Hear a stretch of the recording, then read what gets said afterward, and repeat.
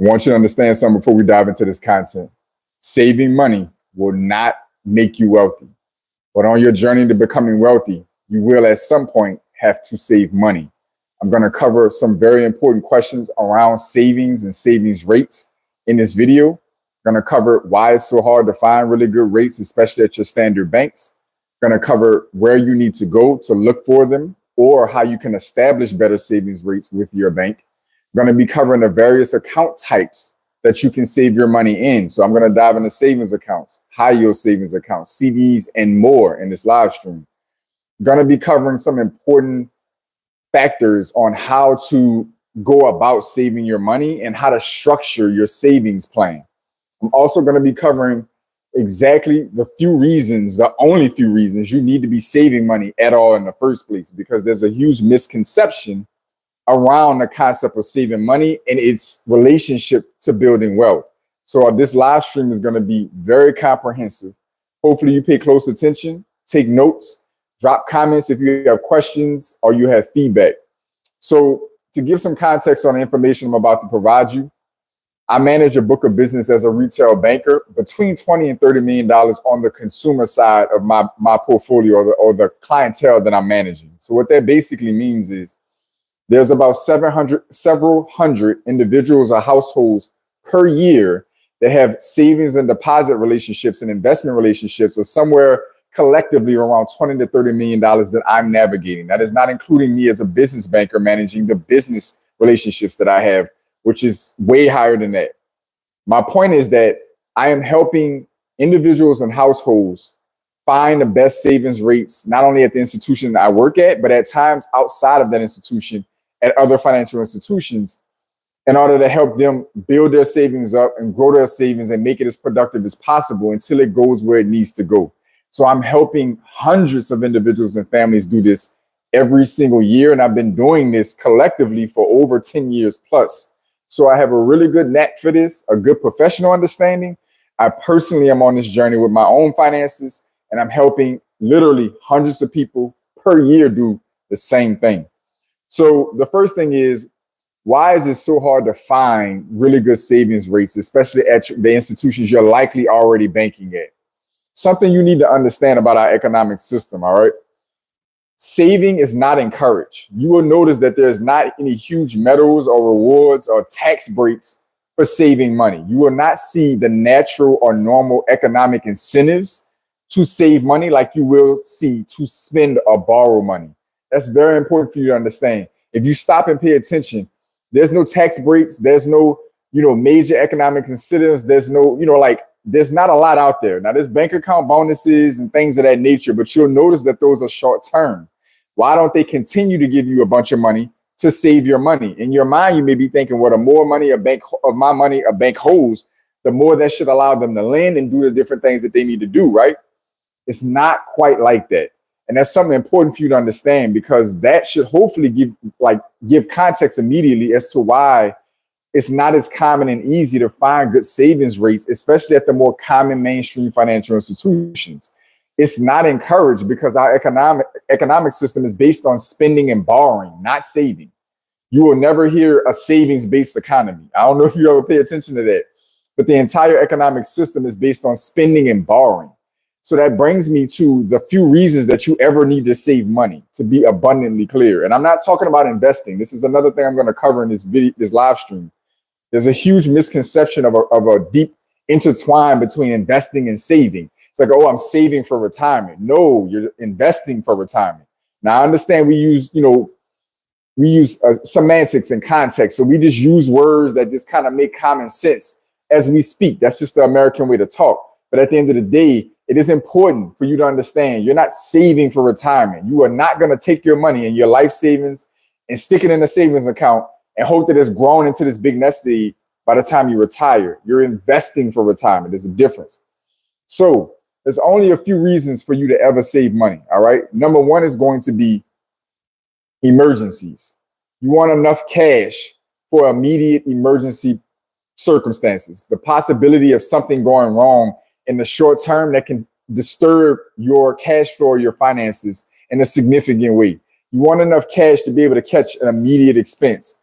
Car issues at the home, you name it, whatever the case may be that may be important to you, that can break, go awry, you run out of, whatever, emergencies that you didn't plan for. You have to evacuate. That's one of my favorite examples of an emergency, having to evacuate abruptly, which, you know, with the natural disasters going on around the country, this is something becoming more common.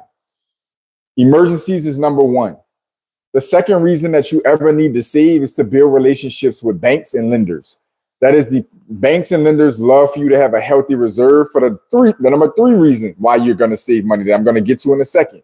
Relationship building.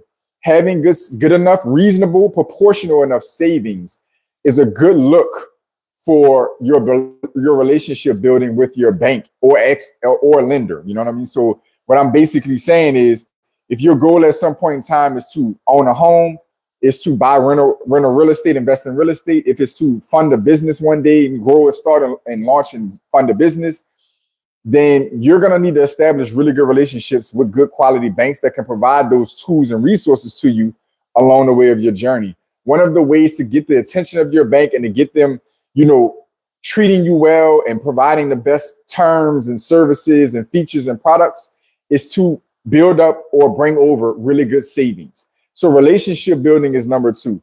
Number three is going to be to support any borrowing or spending activity you have going on. What that basically means is I may need just enough reserves to qualify me or help qualify me for loans that I may need at some point in time to grow my finances. The other reason might be to support spending that I have going on. So I may just want to keep reserves in play to fund my personal expense operations or to fund my business expense operations. Other than that, you are not saving money just to save money. Let me be clear. I advocate this on this channel and put this out all the time. And I'm telling you, I work daily in the financial industry, in the banking industry. If you are somebody, which many of you are, I see it all the time. One of the hardest things I deal with my clientele base of that $20 to $30 million spread out across several hundred clients is having stubborn individuals who don't understand money, don't understand economics, have 100,000, 200,000, 300,000 sitting somewhere in a checking, a savings account, earning absolutely nothing or next to absolutely nothing. And because they can see it, they can, in their mind, they can nearly touch it. It's accessible, it's visible. They think that they're just building up to save. They're safe, they're good, not realizing their money is eroding, sitting in that account. It's literally getting torched. So it is very important for you to understand you can be counterproductive over saving. There's a such thing as over saving. You can literally ruin your finances by saving too much money. So it is very important for you to understand. This is why I put in the title that banks hate this strategy that I'm breaking down about savings for you in the sense of speaking. What I'm saying is that if you save money too aggressively without some kind of end game, you're going to shoot yourself in the foot just from inflation alone. It's not even talking about what's called opportunity cost, meaning what that money could be in actually making you money. Your savings is only going to be emergencies, relationship building, and to support or provide reserves for my spending and borrowing activity. That is it. Outside of that, generally speaking, you don't need to be saving a penny. Now, you may have other things. You may be saving to pay off debt, all these other little knick-knack things here and there. Those are personal, individualized, oftentimes short-term goals or intermediate level goals. Long-term, big goose egg saving and savings and checking accounts and CDs is preposterous. It is absolutely asinine. And I want to make that abundantly clear for those of you who are paying attention. For everybody joining the live stream live right now, liking and leaving hearts and comments, shout out to y'all. I appreciate every single one of y'all. So to get back on the track, context-wise, we got the reasons that we need to save out of the way. We have a little bit of an understanding around why it's so hard to find good savings rates. Our economic system is not designed for you to save money. There's actually a negative economic effect of saving too much money. There are countries that exist that have too high of a savings rate and it's holding their economy back. It is intended for you to have just enough money saved to balance out your spending and your borrowing activity. It's just enough for the banks to have a little bit of liquidity to balance out all the lending out there doing and the other investing and financial things that they're doing on the back end. Just enough savings to keep the system going and put a little integrity and foundation under the financial system. Anything beyond that is counterproductive and unproductive, and the system will penalize you for it. You're going to still end up potentially paying interest on the tax on the paying taxes on the interest you're earning. You're going to lose out to inflation. You're getting opportunity costs because that money could be in real estate. It can be in a business. It can be somewhere in the stock market earning something legitimate, powering the economy. So banks and financial institutions and even credit unions are never going to pay you enough for you to just save your way to retirement or save your way to financial freedom or wealth. That is out of the window. Okay, it's done. It's dead. So the next thing that you need to understand is shopping online, just generally Googling and shopping online for savings rates is another bad mistake that I see a lot of my clients make. A lot of them. They are like just enough of an action taker to realize I do have a lump sum of money, or I'm building up a goose egg or a lump sum of money, and that money needs to be doing something. They got that part down pat, but they're terrified or completely, ignorant, for lack of a better term, to what being productive with that money really means. They don't understand going out and investing in real estate, a business, the stock market, some other productive financial strategy. So the only thing that they do understand that most of us can get our head around if we're not, deeply immersed in these financial tactics and topics is savings and CDs. And I got a lot of people who still ask a ton of questions around CDs, and there's nothing wrong with that if you don't know.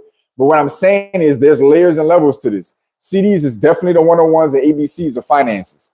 And so if you're still asking questions about that, God bless you when you start getting into stocks, real estate, business ownership, and all of the different more complex strategies and tools and derivatives that exist out there.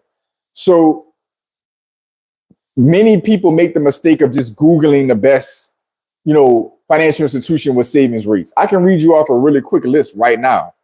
If I Google out, banks that are paying the highest savings and CD rates, I'm going to get unknown or brand new banks like Vero Bank, Idel FI, Fitness Bank, Axios One Savings, Pi Bank, Vibrant Credit Union, and Presidential Bank are some of the banks that are popping up right now that are paying between 4.5% and 5% on savings and CDs.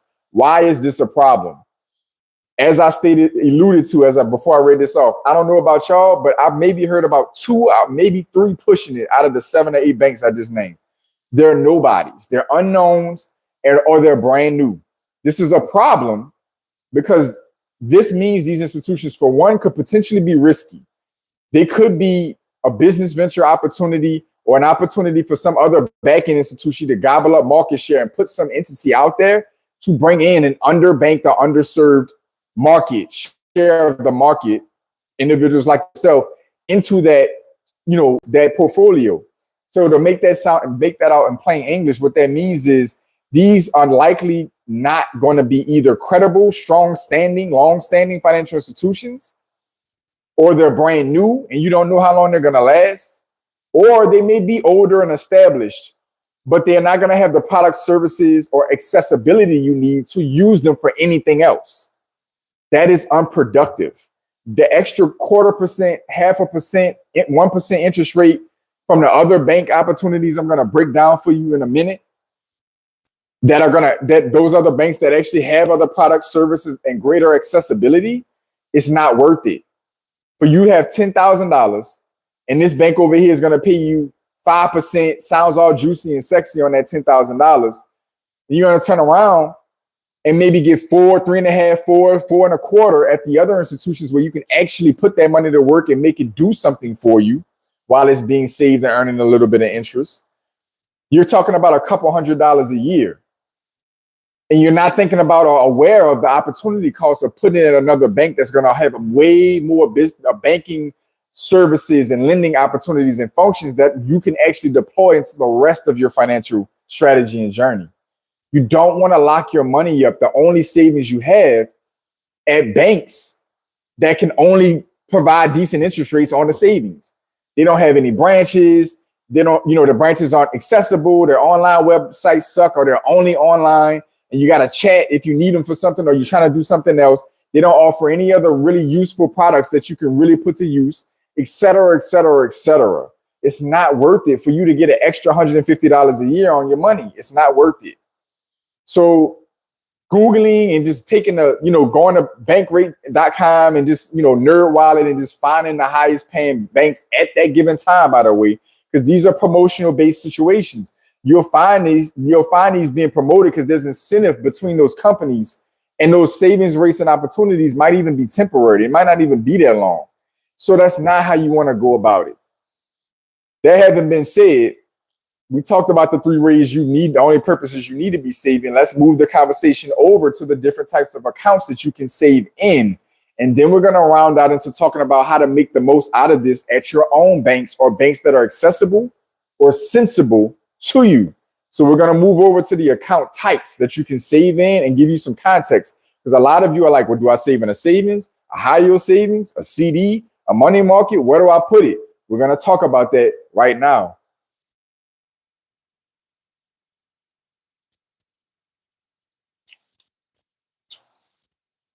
Carol said, love the home. Thank you. I appreciate it. Thank you. All right. So let's get into the different account types that we have available to save our money in. This is very important. On top of not knowing why to save and knowing where to save, the next big thing is none of us really understand, or many of us don't really understand, these different account types, what they are and how they work, and which one's going to be a good fit for you. I'm going to help you with that. Traditional savings account is going to be the number one option, right? That's the most common, basic, savings vehicle you'll find at almost any standard financial institution, is a basic savings account. I think we don't have to dive into what they are and how they work, but just for the record, a basic account offered by banks and credit unions to provide a secure place to store money and earn modest interest rates, best for in-person banking. That is going to be your standard traditional savings account if you Google and get a basic definition, all right? High yield savings accounts, similar to traditional savings account, but offer significantly higher savings rate, often found at online banks. High yield savings accounts can help your money grow faster with easy access. So, keynote, often on online financial institutions. Bookmark that. CDs, certificates of deposit, a type of savings account where you agree to keep your money locked away for a fixed term in exchange for a higher rate. A fixed rate, best for maximizing interest if you don't need immediate access to the funds. We're going to talk about that in a minute. Bookmark that. Money market accounts, the next very common option you will hear about. Hybrid accounts that combine features of savings and checking accounts, offering higher interest rates than traditional savings accounts, and check writing or debit card capabilities. Cool. Cash management accounts. These are going to be in brokerage accounts for investors. So this is uninvested cash that can earn interest, often common with features like an ATM card, debit card, or check writing. So this is kind of like a little bit of a spinoff of money markets, but it's going to be in your brokerage style investment accounts. We'll talk about that in a minute. They also have HSAs on here. Not going to dive into that one because it's a bit complex, but just to cover the definition, designed specifically to help individuals with high deductible health plans save for medical expenses. Contributions are tax deductible and withdrawals are for qualified medical expenses are tax free. We're not going to get into HSAs in this video. Individual retirement accounts, IRAs. These accounts offer tax advantages for retirement savings. Traditional IRAs allow pre-tax contributions, while Roth IRAs accept after-tax contributions and tax-free withdrawals in retirement. We'll touch on IRAs briefly. We'll touch on it briefly because it dips too far into the investing side, but we'll cover it in the savings world in a minute. So going back from the top, standard savings account. If you have any questions, let me know, but I'm going to assume you understand the basic fundamentals of a regular savings account. High yield savings accounts. Where do these come into play? High yield savings accounts are going to be offered more times than not by online focused institutions, sometimes credit unions, occasionally big banks that are looking to draw in some deposits. They are really intended to be short-term catch like a fishnet for banks, right? They're designed to draw in new deposits and hopefully new banking relationships. So what this means is that you have an opportunity to have your money liquid, meaning accessible. You can go in and get it transferred in and out pretty much at a moment's notice. The interest rate is also fickle.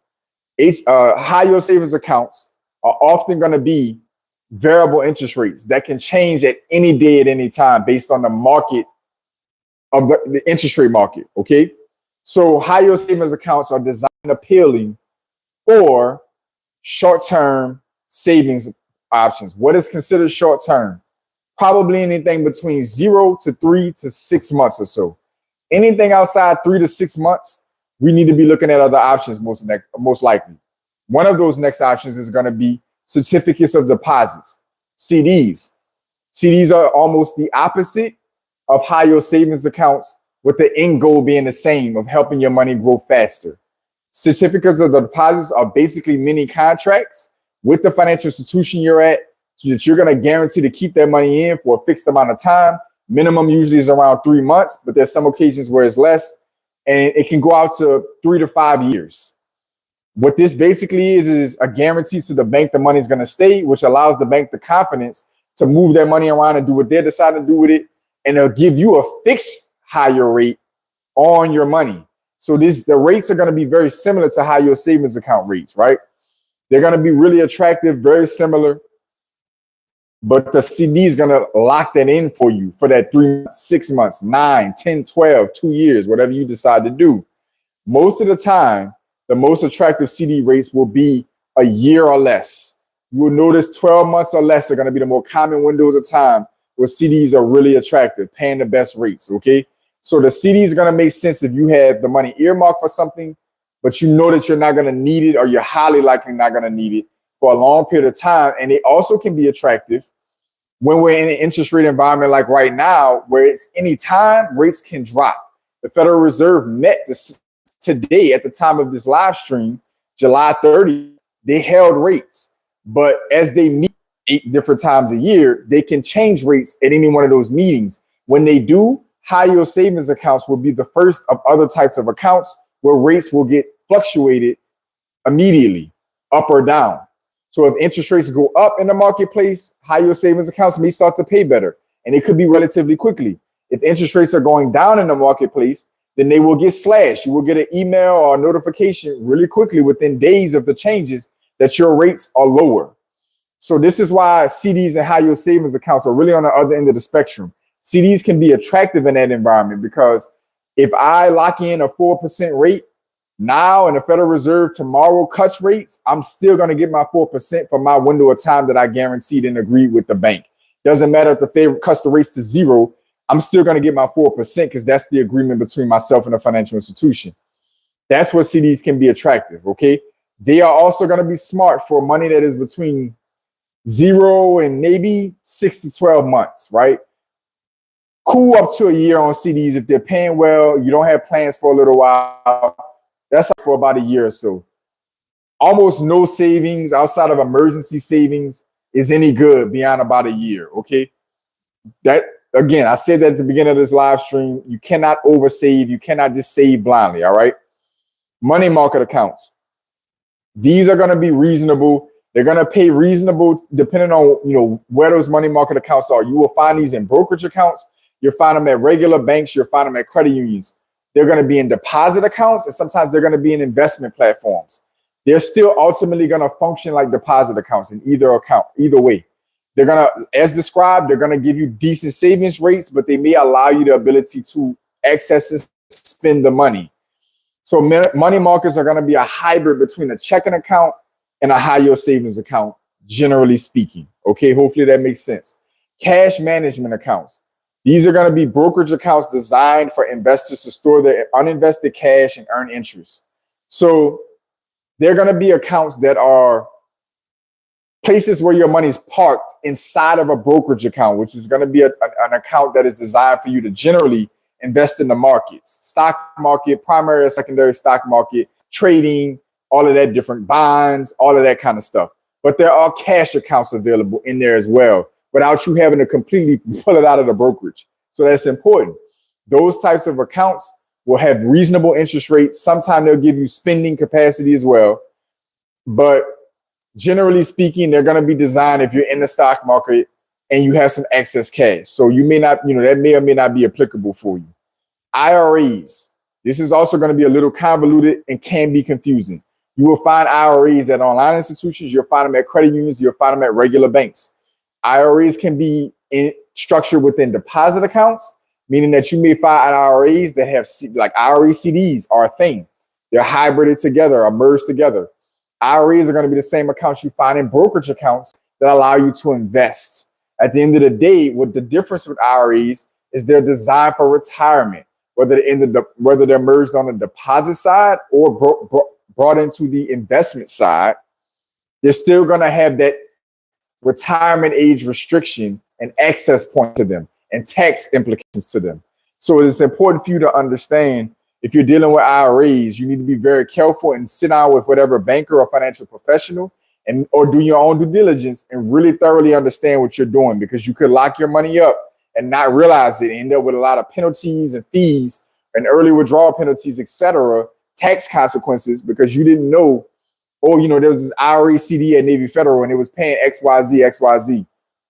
Okay, cool. Until you go in there and mess around and put in a traditional account and it's tax issues and can't get it out. This big headache, and you've lost more than you've earned in interest. So IRAs, hopefully that makes sense, can be in the deposit world, can be in the investment world, but they themselves are designed for and function around and follow the principles of a retirement account. Okay.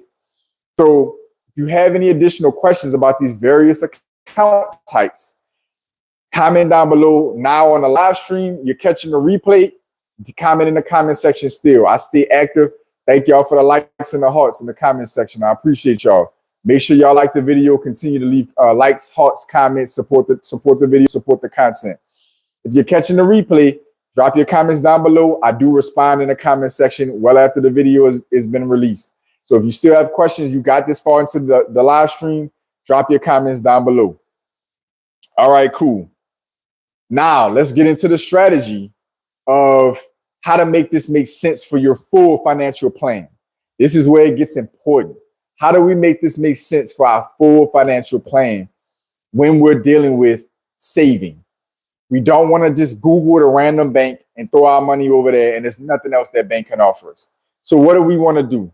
We want to have a reasonable understanding of a financial plan. Is your financial plan to, build your credit? Is your financial plan to get really quality credit cards and get the perks and benefits of credit cards? Is your financial plan to buy a home? Is it to buy a car? Is your financial plan to, find the financial tools you need to help pay off debt? Is your financial plan to start investing in real estate, to get into the stock market and start investing in stocks? Is to start, grow, and fund a business and get access to capital to fund business? You need to check this off and put this together with your savings plan. Very important. What is your financial strategy? What is your financial plan? Once you've earmarked that and got that down on paper, psychologically or tangibly, now you need to figure out what banks offer the tools and resources I need to execute this plan. I may need a bank that has great credit cards and good savings options. I may need a bank that has, options to help me refinance out of debt, student loan accounts or loan products, and other debt consolidation products. Those exist at different banks that also has a good savings option, right? I may need a bank that has great mortgage options. I may need a bank that has real estate investor friendly loan options. I may need a bank that has great business lending and business banking product options. Very important. You need your bank to serve multiple purposes if you're going to put your hard-earned savings and deposits there. You're going to want to build a relationship with them. And if you already have that lump sum put together, think 10, 15 grand or more, then the many banks are going to offer you the opportunity to get bonuses for bringing that money over. So you want to be strategic. How do I put this money to work? Bonuses are extra interest on your money. So this is another reason why you just don't want to go to any bank and save your money just because it's offering 4 or 5%. 4 or 5% on $10,000 is $400 to $500. So if I can go to another bank, get similar 4%, 4.5%, but they're going to also give me a bonus of $300 to $500 for bringing the money over, I basically then turn my 4% rate over there into a 7 or 8% rate for the year. Making sense? Think about it. You have to think outside the box and be strategic. You cannot just run to the most basic, like, oh, okay, there's 4% over here and everywhere else has been 3, or my bank's been 3. Like, no, that's not how that works. You got to stop and do due diligence, do your research. Banks, there's many ways to double dip your earnings and your benefits from banks. You have to start thinking about this. So I need to find a bank that's going to offer me the right products based on my financial plan and where I'm at and where I plan to go. I need to see if that bank's offering some type of bonus structure. So that means I got to be smart when I start that relationship. Your own bank where you are, if you don't already have your money saved there, maybe it's in cash or the savings is somewhere else. Maybe have a savings option for you, a bonus option, as well as other products and services. What is the accessibility that I need at this bank? Do I need a really good online platform? Do I need physical branch presence and location? How do I need to access this money and be able to move it around or get it to do what I need it to do? Don't just save anywhere. Ask yourself these questions, because that extra 1%, that extra 0.5% ain't gonna be worth it if you can't access your money in a crunch. If it takes days to transfer it out or there's fees, it's not worth it. It's not worth it. You have to be strategic. So again, quick recap. What are my financial goals? What banks offer the products and services and accessibility to help me reach those financial goals? And how is my savings account going to allow me? How can I double dip my earnings? Can I get a bonus and a 4 or 5% rate at the time of this recording? Can I get an extra $300 or $400, $500 in bonus for bringing money over and starting a new relationship and get the interest at the same time? Great. That's fantastic.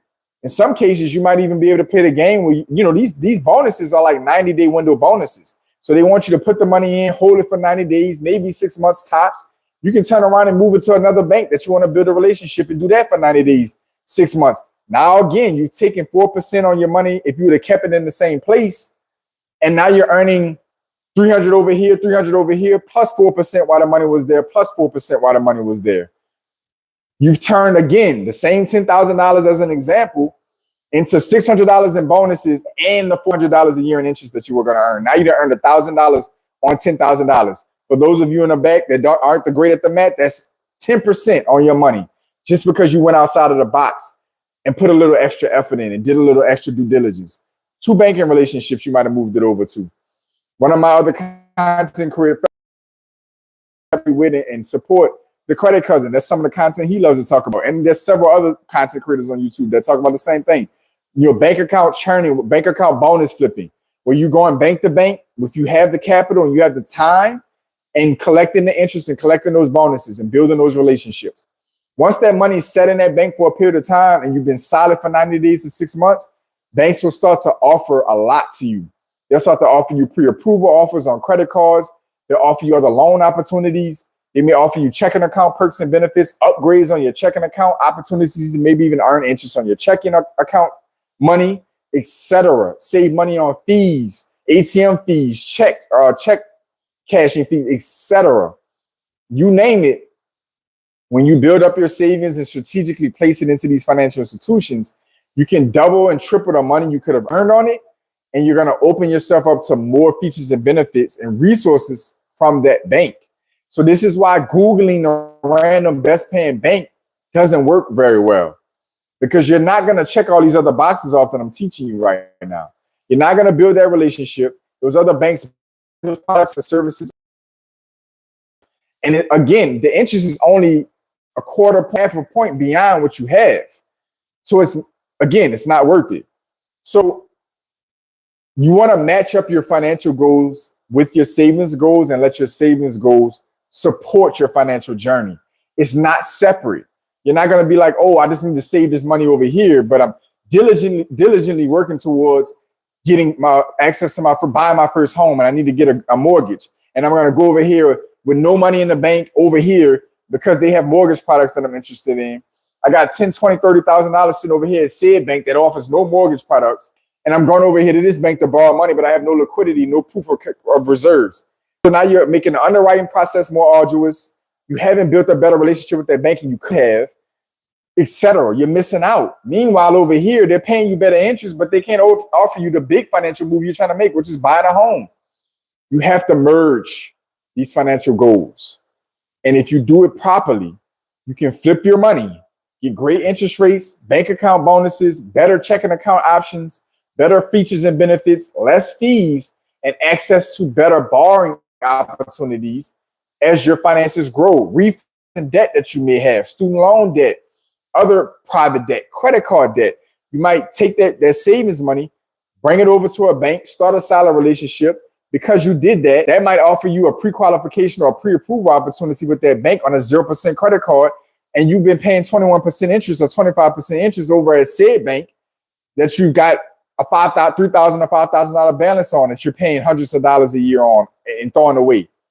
Now you've taken that savings, strategically placed it at said bank over here. They love the way you're banking, so they offer you a pre-qualification or a pre-approval opportunity, get you a 0% credit card. Now you're saving 21% on $3,000, $4,000, $5,000 and getting interest on your savings account. Think outside of the box. So hopefully what I provided for you made sense. I'm going to use this as a stopping point. This could go a lot deeper. I can go a lot further into this conversation, but I really wanted to get down to the fundamentals and the mechanics of why you should save, the real reasons to save, the benefits of savings, the fact that you can oversave and shoot yourself in the foot, why it is so hard to find quality savings, why they don't stay, the different account types you can save in, and which ones make sense based on your financial goals and journey. We covered a lot in this live stream. We really did. And I wanted to really keep it around these things because I know a lot of you are either looking to do this or you're already in a position where you're saving. You're not sure if you're doing it right or if it's making sense for you. So hopefully those of you who will watch the actual live stream, as well as those of you who are going to catch this replay this fall, got some value out of this. What is that? Joshua looks like yeah, Joshua, great video. I appreciate it. Thank you. I'm glad you got value from it. So yeah, hopefully all of y'all catching the replay that caught the live stream got value from it. Comment down below and let me know if you have any questions around saving your money, how to save. You got more questions about the types of accounts, how to find the right bank, how to maybe work out better circumstances at your existing bank. I may even help you review, do a video, do a video response, or maybe even get with you or connect with you and help you look at your existing bank and see if you can maximize your savings there, or if it's the best bank for you to do it. Get in the comment section down below. I don't mind working with my viewers, my dedicated viewers, my pioneers, free up to an extent. If you're really looking to get me to help, like get over your shoulder, curate a dedicated financial plan, or really assist you with your financial journey, there's paid options down below. So listen, the best thing you can do is get somebody that can guide you through these processes and give you this kind of information, concise, and save you all that time or potential lost money and lost opportunity. That is one of the best things you can do. Just like you invested your time into these videos, these live streams, you can take the time out and maybe your financial resources and invest it in yourself by getting somebody who knows what they're talking about to walk you down this path, save you a bunch of time, save and possibly even help you earn a ton of money. So if you want to, expound on that or connect with me further, get in the comment section, and there's links in the description below for you to work with me one-to-one beyond that. Other than that, there's also links down below for you to connect with me on Instagram. We're putting out content and building out the community and our committee there for all my pioneers there, sharing ideas, sharing information, looking to inspire ourselves and each other on that journey to financial freedom on Instagram and various platforms. Other than that, for everybody that tuned in live and that catches the replay, I appreciate y'all. To all my pioneers, welcome back. My new viewers, welcome in. I want each and every one of you to stay focused, stay in motion. I'll see y'all soon.